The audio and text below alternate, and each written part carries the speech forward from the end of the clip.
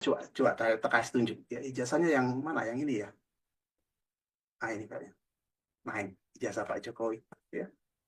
Ada yang menggunakan ELA lah, ada yang menggunakan apa luminance gradient lah. Oh, ini nggak kelihatan segala macam gitu kan. Itu nggak mungkin ya. Anda bisa deteksi itu. Ya.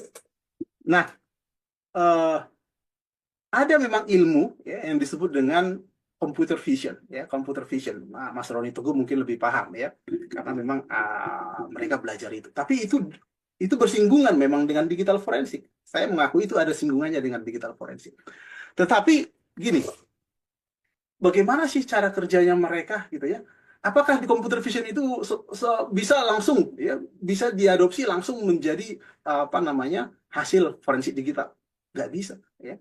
Karena forensik digital itu ada SOP prosedurnya ya yang mewajibkan ya objek data yang kita periksa itu harus valid dulu, harus otentik dulu, harus aslinya dulu gitu ya.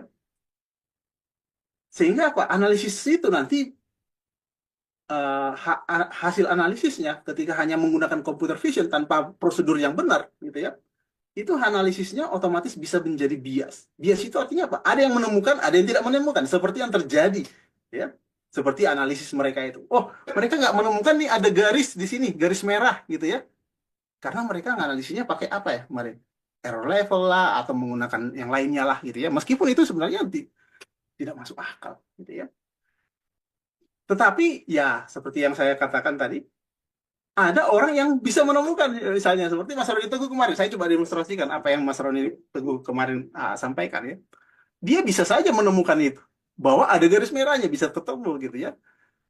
Tools yang kemarin digunakan kalau nggak salah pakai pakai GIM ya, pakai GIM. Saya pakai yang versi Linux ya.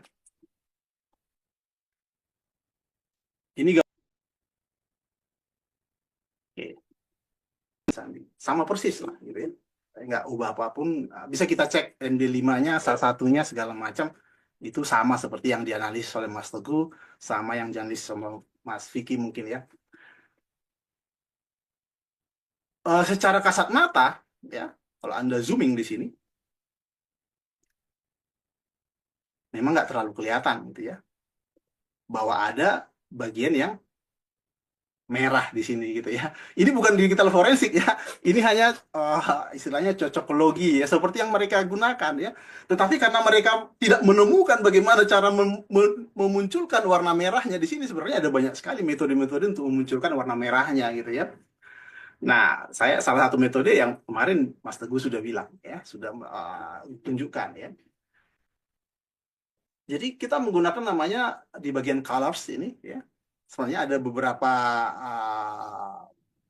teknik ya bisa memunculkan bagian-bagian itu sebenarnya ya. Kalau tone mapping ya beda sama tone curve ya. Anda bisa cari nanti apa sih perbedaan antara tone curve sama tone mapping ya. Nah, si apa? Si topi merah itu, topi miring, dia menggunakan tone curve, artinya nggak ketemu dia. Ya. Kenapa nggak ketemu gitu ya? Ya karena dia nggak paham gitu ya. Nah, cukup pakai ini saja ya. Secara umum ya ini defaultnya saya settingannya udah default seperti ini ya. Anda bisa lihat ya. Sebenarnya muncul aja ya warna merahnya di sini gitu ya. Kelihatan ya bagian merahnya. Ini menggunakan gambar yang sandi ya. Saya nggak perlu kasih tunjuk gambarnya hasil scan-nya. Kita punya gambar hasil scan sama ya aslinya juga ada. Nanti dikasih tunjuk di pengadilan ya. Itu jelas banget kok kelihatan di hasil scan-nya. Itu kasat matanya kelihatan bahwa garis merah ini melintasi kok gitu ya. Kalau foto ditempel sebenarnya harusnya bagian yang sini juga nggak nempel lah gitu ya karena ini fotonya yang ditempel kata mereka.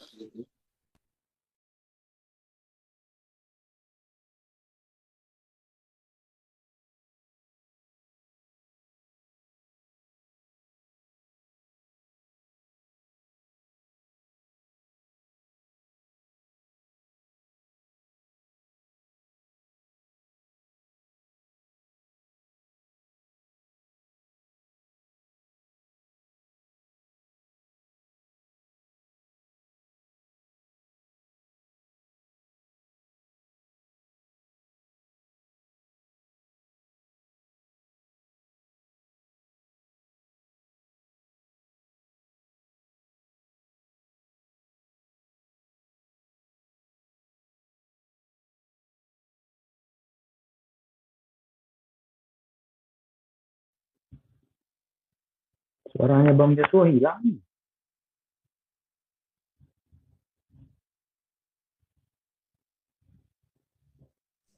Suaranya hilang, Bang.